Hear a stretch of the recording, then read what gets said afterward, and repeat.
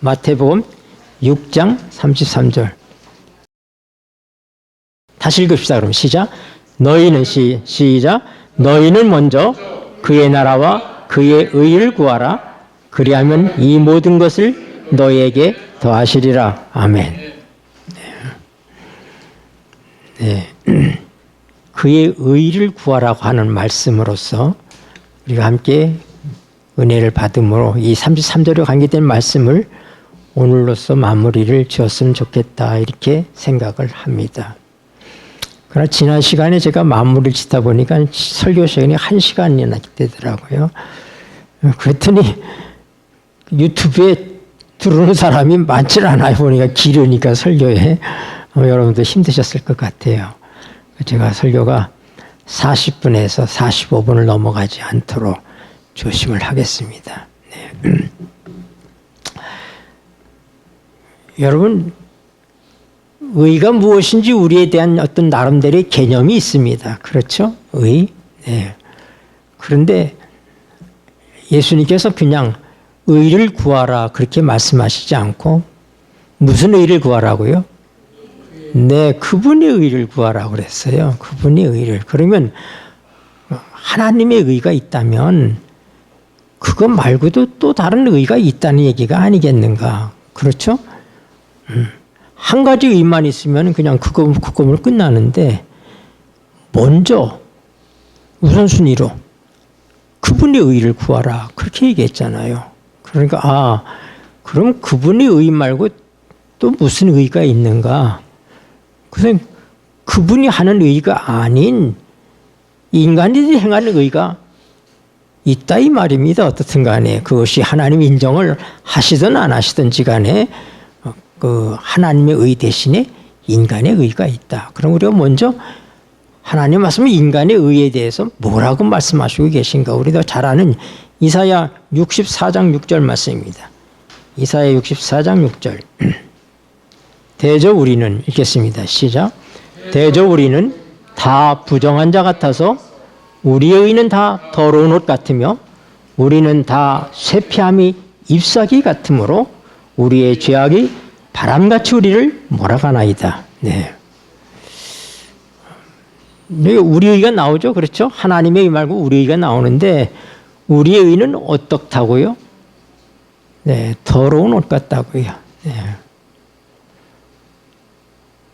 요즘 날씨가 더워서 제가 이 센터에 있는 동안에 이제 좀 간편하게 그 티셔츠를 제가 이렇게 입고 있는데 하루나 이틀만 입고 빨아도 더러워요. 굉장히. 네. 옷을 여름엔 자주 빨아야 되겠다 그런 생각이 들더라고요. 하루나 이틀밖에 안 입었는데 내가 주물럭 빨아보면 때국물이 많이 나와요. 여러분, 인간의 의는 더러운 옷 같다. 더러운 옷. 여러분, 더러운 옷 입기 좋아해요? 근데 사람들이 그 더러운 옷을 입고 사는 겁니다. 그것을 자랑하고. 근데 다니엘은 그 점을 너무나 잘 알았어요. 그래서 다니엘 9장 18절을 보세요. 다니엘 9장 18절. 다니엘은 황폐된 예루살렘 성을 바라보면서 하루에 3번씩 창문을 열어놓고 기도하는 하나님의 사람입니다. 바벨론의 총리가 되어서 그가 큰 권력을 갖고 있지만 그러나 그는 여전히 그의 마음에 하나님의 성소를 향하여 간절함을 가지고 있습니다. 그가 황폐된 하나님의 도성을 향하여 기도하면서 한 기도의 내용입니다. 18절 나의 하나님이여 읽겠습니다. 시작. 나의 하나님이여 귀를 기울여 들으시며 눈을 떠서 우리의 황폐된 상황과 주의 이름으로 일컫는 성을 보옵소서. 우리가 주의 앞에 간구하옵는 것은 우리의 의를 의지하여 하는 것이 아니요 주의 큰 긍휼을 의지하여 하며오니. 아멘. 다니엘은 철저히 자기 의를 부정합니다. 성경은 다니엘을 의인이라고 얘기하고 있어요. 네.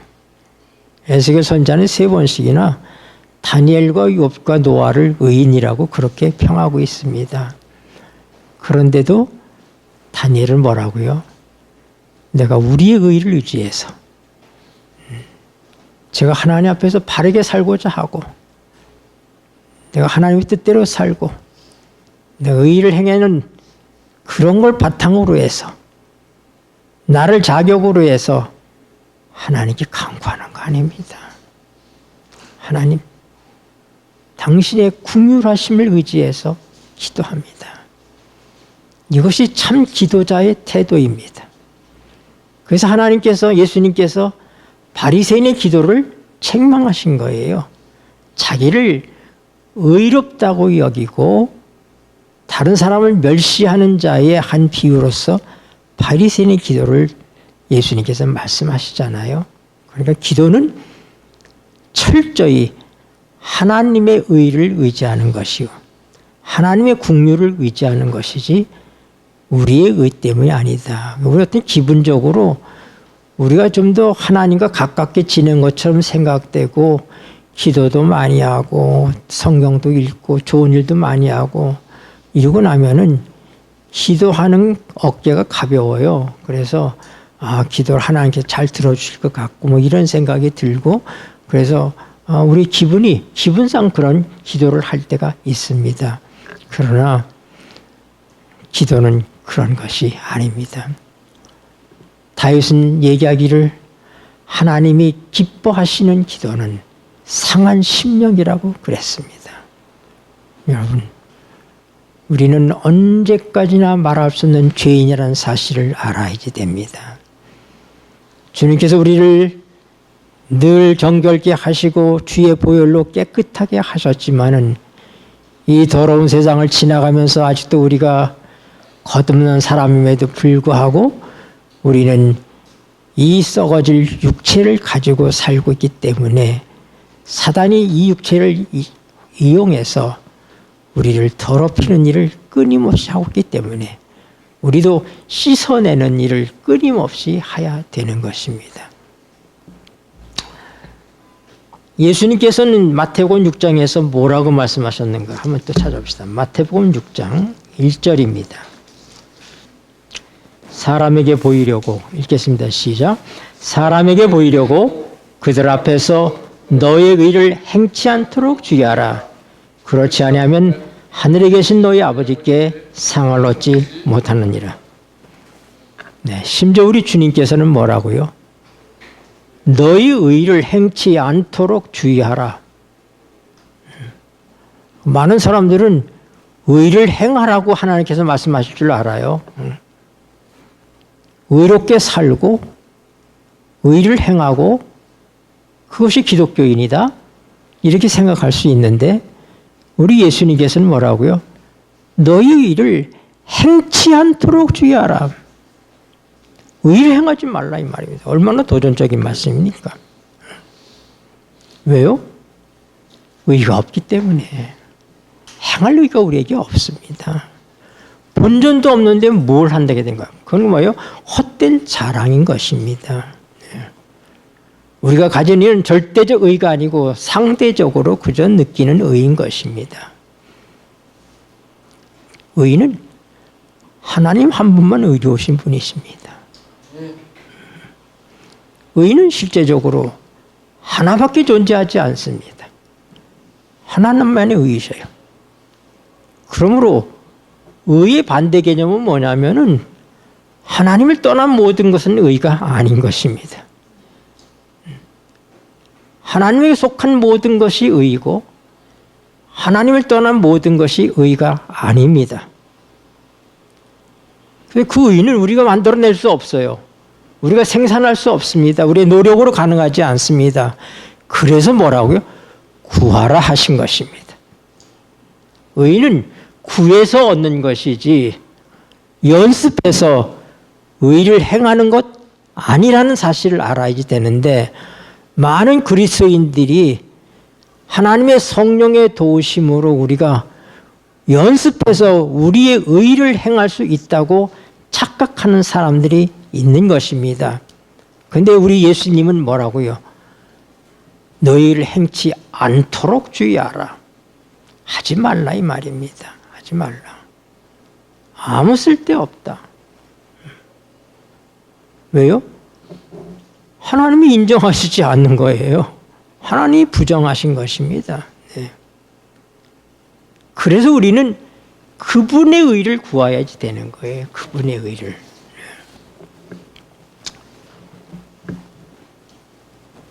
그래서 성경은 의에 줄이고 목마른 자는 복이 있나니 저희가 배부를 것이며, 구한다는 말과 줄인다는 말은 일맥상통하는 말씀 아닙니까? 무슨 의에 줄인다는 얘기입니까? 하나님의 의에 줄인다는 거예요.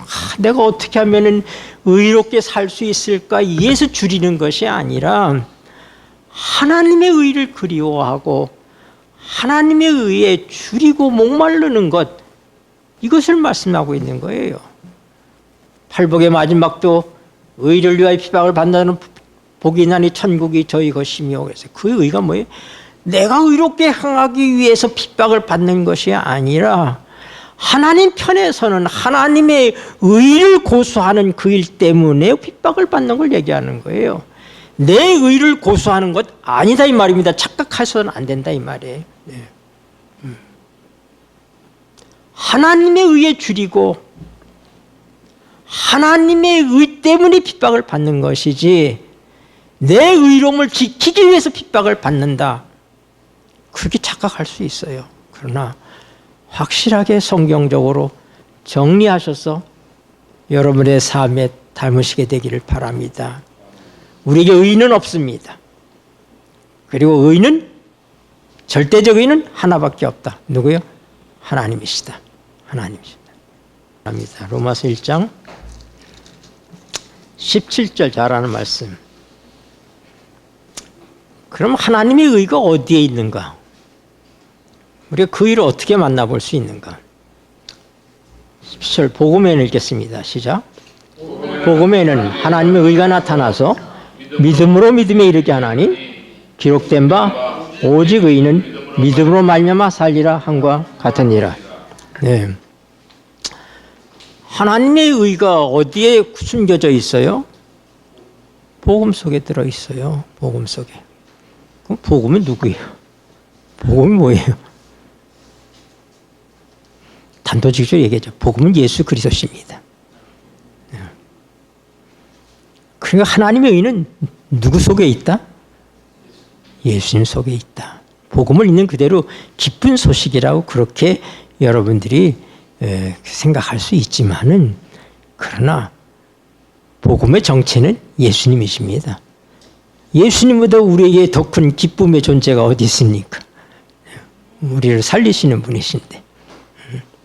그래서 하나님의 의는 어디에 있다? 복음 속에 있다. 그 복음은 누구다? 예수 그리스도다. 그런데 그것이 어떻게 했어요? 나타났다고 그러잖아요. 하나님의 의가 나타났다. 누가요? 예수님이 나타나셨잖아요. 의를 보여줘. 예수님이 이 땅에 오신 건 뭐예요? 의를 보여주러 오셨어요. 네. 그 예수님 침례 받으실 때 요한이 뭐라고요? 주여, 내가 어떻게 당신에게 침례를 베풉니까?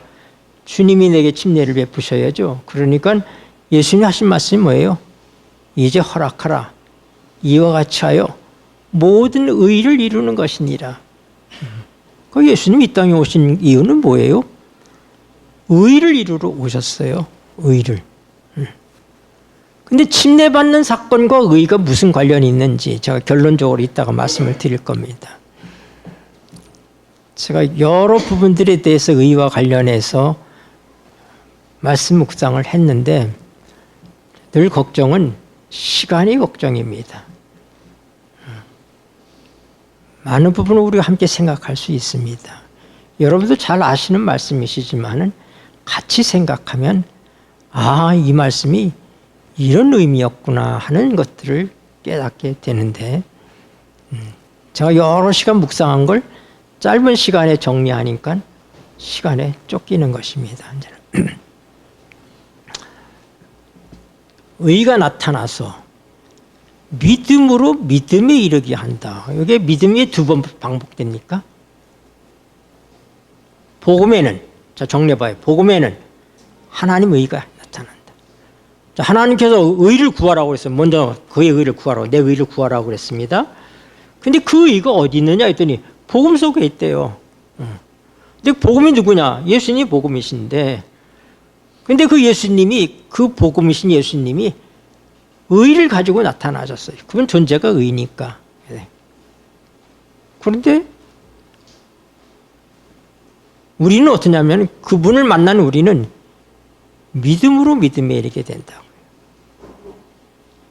앞에 나오는 믿음이 뭐예요? 누굴 믿는 거예요? 예수님 믿는 거예요. 예수님의 의를 믿는 거예요. 그러면 그 믿음이 우리 속에 그분의 의로 존재하게 되는 게 두 번째 믿음의 의미예요. 그분을 우리가 믿으면 그분이 우리 안에 거하심으로 우리가 믿음으로 믿음에 이르게 된다 이 말입니다.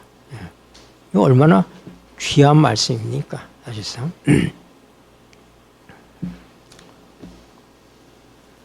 그래서 오직 의인은 뭘로 산다고 그랬어요? 믿음으로 산다. 자, 로마서 4장 보십시오. 우리가 믿음을 얘기하면 아브라함 얘기를 안 할 수가 없어요. 로마서 4장. 아브라함과 관련된 매우 우리가 생각해 보아야 될 굉장히 중요한 포인트들이 있습니다. 오늘 그 말씀들을 함께 나누겠습니다.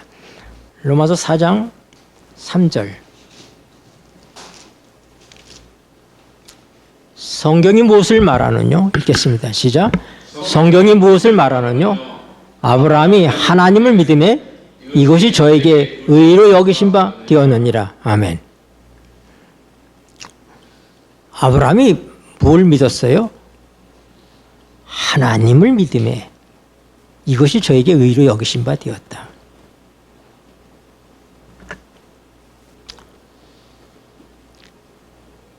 의는 정리하니까 하나님을 믿는 거예요. 근데 오늘 제가 조금 구분해서 생각을 해보려고 그래요. 하나님을 믿는 것과 기록된 하나님의 말씀을 믿는 것은 같은 것입니까?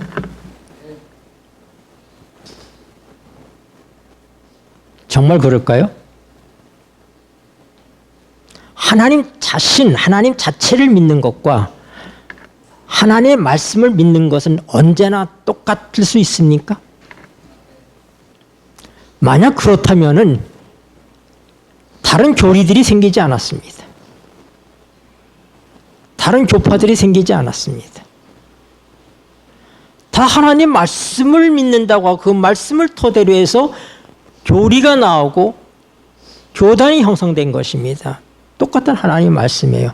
그들은 뭐예요? 하나님을 믿는다고 생각합니다. 그 믿음은 나타난 말씀이죠. 기록된 말씀이죠. 그건 기록된 말씀을 믿는다고 하는데 왜 다릅니까? 해석이 다르잖아요. 응? 해석이 달라요. 자, 이제 여러분 이제 생각을 아브라함과 관련해서 잘 생각해 보세요. 아브라함이 하나님을 믿었더니 하나님께서 뭐예요? 그를 의로 여겼대요. 아브라함이 그럼 믿은 것은 하나님을 믿은 것이지 하나님의 말씀을 믿은 것 아닌가? 아니, 원칙적으로 얘기하면 하나님을 믿는 것과 하나님의 말씀을 믿는 건 같은 것이어야지 됩니다. 그건 동일한 것이어야지 돼. 근데 실제적인 면에서도 그렇지 못하다고 하는 거예요. 그것이 아브라함의 생애를 통해서 보여주는 교훈입니다. 아브라함이 75세가 되었을 때 하나님께서 나타나셔서 내 몸에서 내 후사가 나타날 거라고 그랬어요. 내가 내 몸에 내 후사를 줄 거라고 얘기했습니다. 아브라함이 하나님을 믿었어요. 하나님께서 주시겠지 하고 믿었어요. 그리고 10년을 한결같이 기다렸습니다. 근데 아브라함의 생각은 뭐냐면 하나님만 믿어야 되는데 아기를 낳으려면은 누가 아기를 낳아야 돼? 자기하고 사라가 사람이 낳아야 되잖아요. 아기가 후손이 한술 뚝 떨어지는 게 아니잖아요. 그러면 뭐예요? 생각을 하게 되는 거예요. 수임 기간. 언제 아기를 낳을 수 있나? 점점 나이가 들어가고 이제 아브라함이 85세가 되었으니까 사라가 75세가 되었죠. 하나님만 믿어야 되는데 하나님의 일은 하나님께서 하나님 나 여호와는 성취하는 여호와라고 말씀하시거든요. 하나님은 하나님의 일을 하나님이 직접 성취하시는 분이십니다. 근데 아브라함이 하나님의 말씀에 손질을 하기 시작했습니다. 어떻게 손질을 했느냐? 그래, 내 몸에서 나는 자가 내 후사라고 그랬어. 그래, 내 몸에서 낳기만 하면 되는 거잖아? 생각이 이렇게 돌아간 거예요. 사정을 보니까 나이는 점점 먹어가고 하나님의 응답은 없고 더 늦기 전에 내 후사를 만들어 놔야 되겠다. 말씀 그대로는 내 몸에서 날짜가 내 후사라고 그랬잖아요. 그럼 말씀 믿는 거야, 안 믿는 거고? 그런 의미에서 하나님을 믿는다는 것과 하나님의 말씀을 믿는다고 하는 것에 대한 차이점을 우리는 보아야 된다고 하는 것입니다. 제가 이것을 발견한 다음에 왜 이렇게 많은 교파들이 생겼고 왜 이렇게 다른 닥트린들, 교리들이 생겼는가? 같은 교회 안에서도 견해가 다 다르고 왜 그래요? 자기 생각이 말씀 속에 들어가기 때문에 그런 거예요. 자기 견해가 섞이는 겁니다. 자기 해석이 들어가고 자기 주관이 들어가는 거예요. 하나님은 종자도 같은 것들을 섞어서 뿌리지 말라고 그랬어요. 네. 섞는 걸 기뻐하지 않으십니다. 하나님께서는. 이스라엘 백성을 계속해서 괴롭힌 사람들이 출애굽 때 누구의 섞인 무리들이잖아요. 본 이스라엘 사람이 아니라 애굽에서부터 이스라엘이 하나님과 함께하는 거 보니까 따라서 나온 무리들이 계속 뒤에서 불평을 해야 되지 않았습니까? 섞인 무리. 하나님의 말씀은 섞으면 안 돼요. 그래서 처음에는 아브라함이 자식이 없으니까 내가 다메섹에서 기른 엘리에셀이 제 후사입니다. 그랬더니 아니야. 내 몸에서 날짜가 내 후사야 하고 얘기했어요.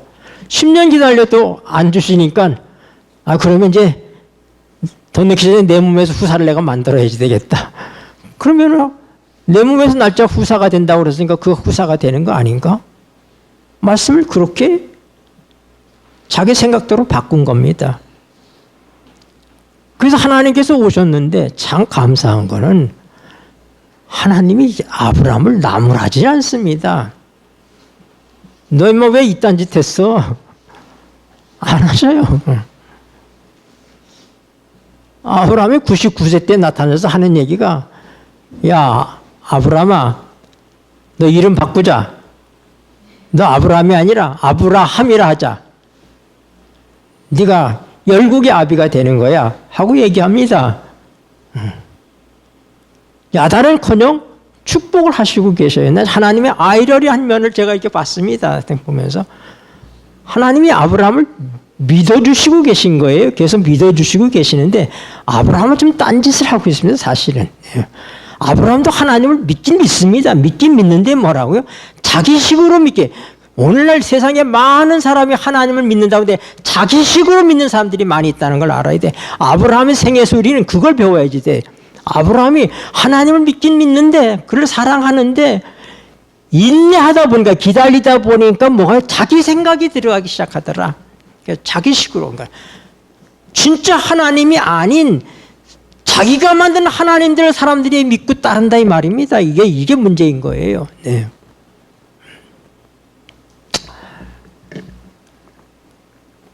사라를 향해서는 뭐냐면은 살해를 하지 말고 살아라고 하라.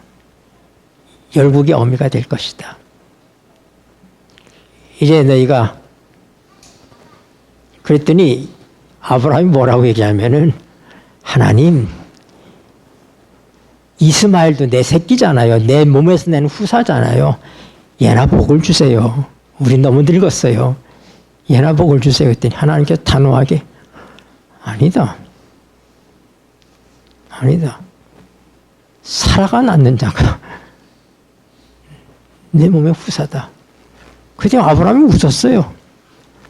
아유, 내가 99세고 사라가 이제 90세인데 경도도 다 끝나고 그랬는데 모르는 건 하나님의 약속을 인간의 견해 속에서 이해해 보는 것입니다. 이것이 문제인 거예요. 하나님은 하나님이십니다. 여러분은 하나님을 믿어야지 되는 거예요. 의가 뭐라고요? 하나님을 믿는 게 의다 이 말입니다. 하나님의 말씀을 변질시켜서 내게 편리하게 만들고 믿고 하나님 믿는다고 그렇게 스스로 착각해서는 안 된다 이 말입니다. 그러니까 아브라함이 이스마엘을 만들어 놓고 이거 내 씨다 이 말이야. 내가 낳았다 이게 분명히. 그러니까 하나님 얘가 내 후사가 되게 해주세요 하고 들이미 있는 거예요. 그랬더니 하나님께서 아니야 하고 얘기하는 아니야. 죽었군 같은 태에서 끝났잖아요. 사라는 이미 끝났는데 하나님께서 이삭을 주시잖아요. 근데 참 감사한 건 얼마나 우리 하나님이 해악적이시냐면 아브라함과 사라가 웃었잖아요. 아들 준다고 그러니까. 그게 뭐라면 이삭이라고 이름 줘라. 네가 비웃었잖아. 응? 내가 아들 잔다고 그러니까 니들 웃었잖아. 그러니까 네 아들이 웃으면 웃음. 이삭이라고 줘. 참 얼마나 좋으신 하나님이십니까 사실. 응? 한마디 책망이 없어요. 복만 주셔요. 복만 주셔 계속 그렇게 하시면서. 그리고 어떻게 해요? 설거지는 다 해주십니다. 하갈의 애를 빼고 나니까 주인을 멸시하고 해서 나가고 막 이런 과정들 하면은 하나님께서 다 지시해서 이렇게 해라 이렇게 해라 다 설거지까지 해주셔요. 하나님께서. 이런 하나님 우리 하나님이십니다. 그 이제 이 아브라함이 진짜 믿은 건 뭐냐면은 하나님이 두 가지 약속을 믿은 거예요. 후손을 주는데 후손이 하늘의 별처럼 바다의 모래처럼 그렇게 많은 후손을 줄 거다. 천하 만민이 그러니하여 복을 받는다. 그 말을 믿었어요. 그 말을 믿었는데 그런데 그 일을 하나님이 성취하는 것을 믿지 못한 거예요. 자기가 협력하려고 했다 이 말입니다. 그래서 자기 일을 행치 않도록 조심하라 이 말씀이에요. 네. 우리가 하나님을 믿는 자들이 저지르는 실수가 그거다 이 말입니다. 하나님께서 그 모든 것들을 뛰어넘어서 이삭을 주셔서 이삭이 잘 자라잖아요. 근데 오늘 갑자기 이삭을 갖다가 모리아산에 가서 제물로 바치려는 거예요. 그러면 하나님의 말씀 자체만 가지고 인간적인 머리로 판단하면 모순입니다. 왜냐하면 이삭을 통해서 이런 일을 하시겠다고 약속하셨어요. 근데 이삭을 죽여버리면 가능해요, 안 가능해요? 아브라함이 비로소 배운 거예요. 뭘 배웠어요? 토달지 않는 걸 배운 거예요. 이제는 섞지 않는 것입니다. 하나님 말씀 그대로 하나님만 믿은 거예요. 자기 생각이 이게 어떻게 가능하나? 얘를 통해서 하늘의 별처럼 바다의 모래처럼 주신다고 하는데 얘를 제물로 바치면 그럼 어떻게 되는 거야? 이건 아브라함의 생각이에요. 그는 하나님을 믿는다고 하는 것은 내 생각으로 하나님을 믿는 거 아니라는 사실을 우리가 알아야지 돼요.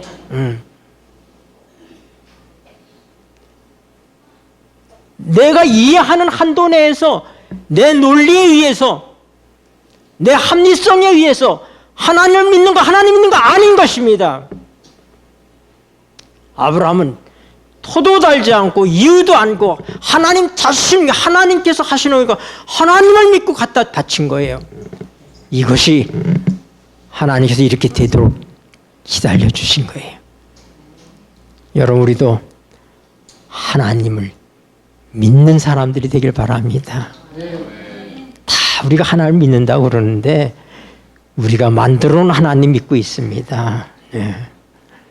내 생각 속에서 이렇게 해놓고 하나님 말씀도 내가 이치적으로 따져봐서 내가 이해가 되고 합리적이고 좋으면 아멘하고 받아들이지만은 뭔가 안 맞으면은 낑낑대면서 그래서 이 문제를 해결하기 위해서 중요한 것이 뭐냐? 고린도서 2장으로 가보세요. 고린도서 2장. 오직 하나님의 시작. 오직 하나님이 성령으로 이것을 우리에게 보이셨으니 성령은 모든 것 곧 하나님의 깊은 것이라도 통달하시느니라. 사람의 사정을 사람의 속에 있는 영혼에 있는 누가 알리요? 이와 같이 하나님의 사정도 하나님의 영혼에 있는 아무도 알지 못한다. 계속 읽겠습니다. 우리가 세상의 영을 받지 아니하고 오직 하나님께로 온 영을 받았으니 이는 우리로 하여금 하나님께서 우리에게 은혜로 주신 것들을 알게 하려 하심이라. 13절 우리가 이것을 말하거니와 사람의 지혜에 가르친 말로 아니하고 오직 성령의 가르치신 것으로 하니 신령한 일은 신령한 것으로 분별하느니라. 육에 속한 사람은 하나님의 성령의 일을 받지 아니하나니 저에게는 미련하게 보이며 또 깨닫지도 못하나니 이런 일은 영적으로라야 분별함이니라. 신령한 자는 모든 것을 판단하나 자기는 아무에게도 판단을 받지 아니하느니라. 누가 주의 마음을 알아서 주를 가르치겠느냐? 그러나 우리가 그리스도의 마음을 가졌느니라. 하나님의 말씀은 성령의 말씀이에요. 그러니까 성령이 깨우쳐 주신 대로 믿지 아니하면은 잘못될 수 있다고 하는 걸 알아야지 돼요. 하나님 말씀을 믿고 따른다는 사람들이 얼마나 엉뚱한 많은 일, 잘못된 일들을 하고 있습니까? 그거 왜 그래요? 인간의 지혜로 하려고 하기 때문에 그런 거예요. 성경은 신령한 것은 신령한 것으로 분별해요. 그러니까 마지막 하나님의 백성은 어떠냐면 성령의 인도함을 받아서 성령의 깨우침으로 말씀을 본 사람들이 한 무리가 되는 거예요. 많은 사람이 하나님을 믿었다고 그러는데 자기식으로 믿은 사람들 다 주풍낙역입니다. 그들은 하나 될 수가 없어요. 그래서 철저하게 자기를 부인하고 성령께서 자신의 말씀을 신령한 것은 신령한 것을 분별하게 해주는 대로 그대로 믿고 순종한 사람들이 하나님의 남은 자손이 되는 것입니다. 네. 시작부터 끝까지 성령이에요. 여러분, 예수님이 모든 의를 이루기 위해 침례를 받으신다고 그랬어요. 침례 받고 물에서 올라오시니까 무슨 일이 벌어졌습니까? 성령이 비둘기처럼 임하시잖아요. 그리고 하늘에서 소리가 들려요. 이는 내 사랑하는 아들이요 내 기뻐하는 자라. 요한복음 16장에 보면 성령이 오시면 죄에 대하여, 의에 대하여, 심판에 대해 책망하신다고 그랬는데 의에 대하여라 하면 내가 아버지께로 가니 너희가 나를 다시 보지 못하는 것이다. 저는 그 말씀들을 같이 공부하면서 연관성이 있다는 사실을 알았습니다. 여러분, 예수님이 예수님 침례 받을 필요가 없는 분이에요. 그분은 예수님이 인간이 되셨기 때문에 침례를 받으신 것입니다. 그 침례를 통해서 예수님 뭐예요? 성령을 받으셨어요. 그리고 뭐예요? 하나님의 아들로 인정을 받았어요. 의란 뭐냐? 그의 의를 이루는 것이에요. 의를. 의는 예수님께서 모든 일을 이루시고 아버지께로 갔어요. 아들로서 간 거예요. 왜 가셨어요? 내가 어저께 읽은 책 속에서도 예수님께서 하늘에 가신 목적은 성령을 내려보내시기 위해서. 사단이 도전했잖아요. 예수님의 권위에 대해서. 예수님은 유일하신 하나님의 동역자요, 하나님의 아들이십니다. 나는 예수님과 하나님과의 관계가 본래부터 아들과 아버지의 관계인지 모르겠어요. 그거는 모르겠는데 하나님인 건 맞잖아요. 똑같이. 그래서 제가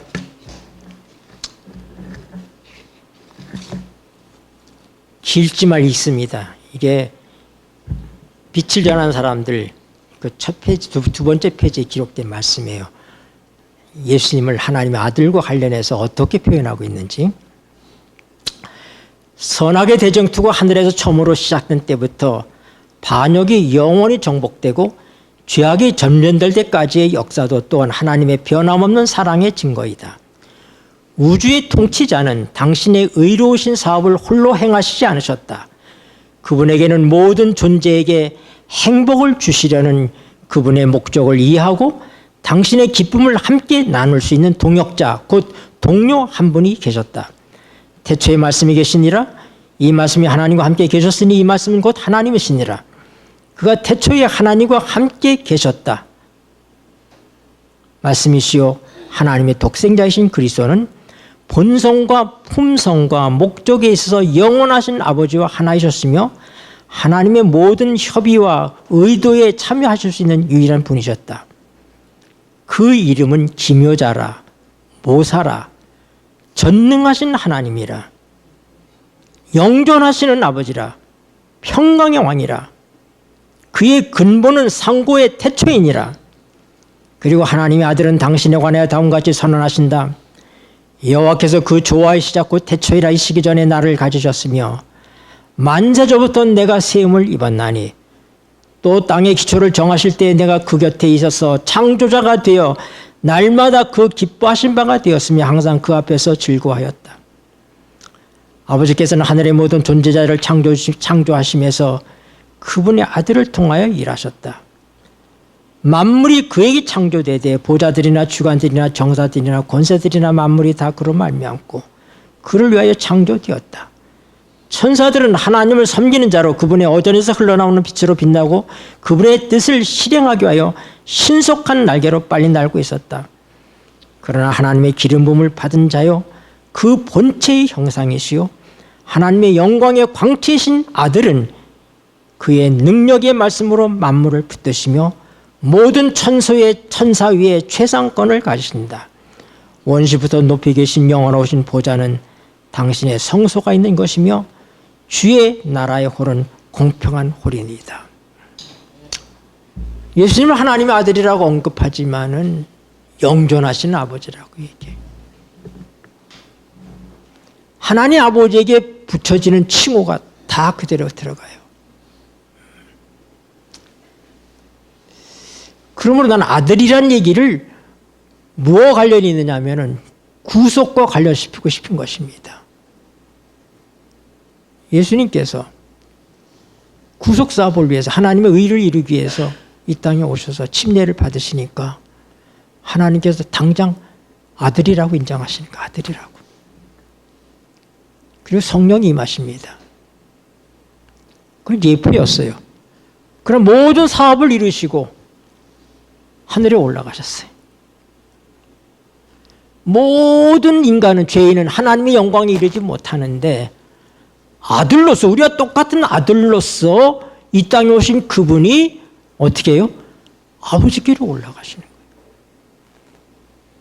그게 의다 이 말입니다. 그게 의다. 그리고 뭐예요? 도전받았던 우주 세계 사람들에게 사단이 예수님을 공격했거든요. 십자가 사건을 통해서 우주의 거민들이 다 지켜봤습니다. 이 지구는 구경거리가 되었어요. 예수님의 권위가 돈독해진 것입니다. 그래서 다시 한번 온 우주 앞에, 우주의 거민들 앞에서 만왕의 왕이요 만주의 주로서 그들이 완전히 납득한 거예요.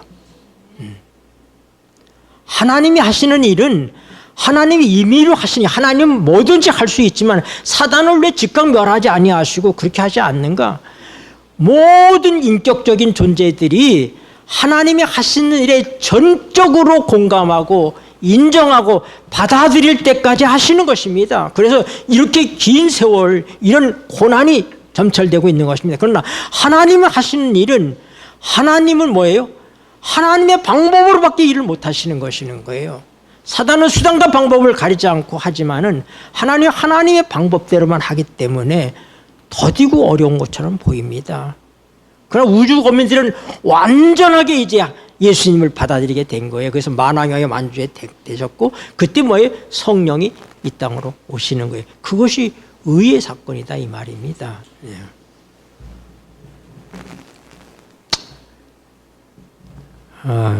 하나를 더 해야 되는데,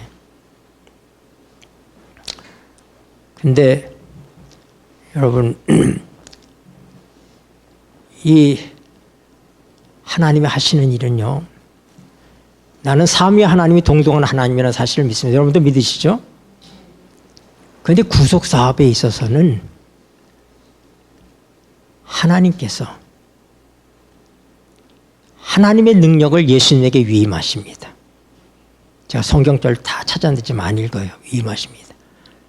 예수님이 하나님으로서의 권위와 능력과 이것이 있지만 하나님의 능력을 예수님에게 주시는 거예요. 그래서 아버지 것이 다 내 것이라고 얘기합니다. 그리고 예수님은 그 아버지의 것을 누구에게 주냐면 성령에게 주시는 거예요. 성령도 하나님으로서 자기 것이 있잖아요. 그러나 자의로 말하지 않아요. 자기 것 갖고 하지 않습니다. 예수님이 이 땅에 오셨을 때 능력을 행하실 때 자기 것으로 하지 않으셨어요. 그러니까 구속사업에서 온전한 능력과 그 모든 힘의 원동력은 아버지라는 사실을 알아야지 돼. 아버지가 예수님이 성령님에게, 성령님이 우리에게, 그리고 우리 속에서 역사하는 이 모든 하나님의 신적인 이 놀라운 역사는 하나님의 능력입니다. 예수 그리스도의 그 능력이라고 착각하면 안 돼요. 왜냐하면 예수 그리스도는 모든 걸 유보했어요. 성령도 유보했어요. 똑같은 그런 삼위일체시지만은 아버지의 것을 갖고 하는 것입니다. 그렇기 때문에 아버지의 위대함을 나는 다시 한번 깨닫고 솟아라치게, 이거 제가 금세 풀 수 있는 문제겠어요? 시간 돼서 지금 맞출 수밖에 없는데, 여러분, 하나님이 의이셔요. 하나님께서 그것을 아들에게 주셨고 성령에게 주셨고 우리에게 주신 거예요. 그 우리는 뭐냐면 구해야 되는 거예요. 누가 의냐? 너무 간단해요. 고린도서 1장 30절 꼭 맞춥시다. 고린도서 1장 30절. 너희는 읽겠습니다. 시작. 너희는 하나님께로부터 나서 그리스도 예수 안에 있고 예수는 하나님께로서 나와서 우리에게 지혜와 의로움과 거룩함과 구속함이 되셨으니, 예수님이 의잖아요. 그분이 우리 안에 오는 것이 의예요. 그래서 그분을 구하는 거예요. 그분을 구한다는 얘기는 뭐냐면 성령을 구하는 거예요. 이게 다 같은 소리예요. 너희는 먼저 그의 나라와 그의 의를 구하라. 최종적인 게 누굴 통해서 와요? 성령님을 통해서 우리에게 전달되는 거예요. 그래서 성령의 교통하심이, 직접 교통하심을 성령을 통해서 하시는 거예요. 근데 그것이 성령 자신의 능력이 아니라 아버지의 것이라는 걸 알아야지 돼요. 아버지 것이 아들에게, 아들에게, 성령에게, 성령이 우리에게. 그래서 어떻게 돼?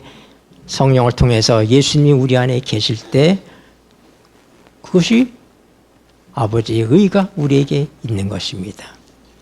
오늘 여러 가지 몇 가지 말씀을 드렸는데, 하나님을 믿는다고 하는 것과 하나님의 말씀을 믿는다고 하는 것의 미세한 차이점들이 있을 수밖에 없다는 사실을 여러분들이 원칙은 같아야 되는 거예요. 성령 안에서는 하나예요. 성령 안에서는 하나님 믿는 거고 하나님 말씀 믿는 것이 하나이지만은 사단이 가만히 있습니까? 사단이 얼마나 많은 성경책을 장난쳐 놨는지 여러분이 아시죠? 인간이 견해를 섞어가지고 하나님의 거룩한 말씀에 손을 많이 댔습니다. 영혼 물려 사상이라든지 이런 것들이 묻어 있잖아요. 예. 그래서 의는 뭐다? 하나님을 믿으니 이를 의로 여기셨다. 하나님 자체를 믿는 거예요.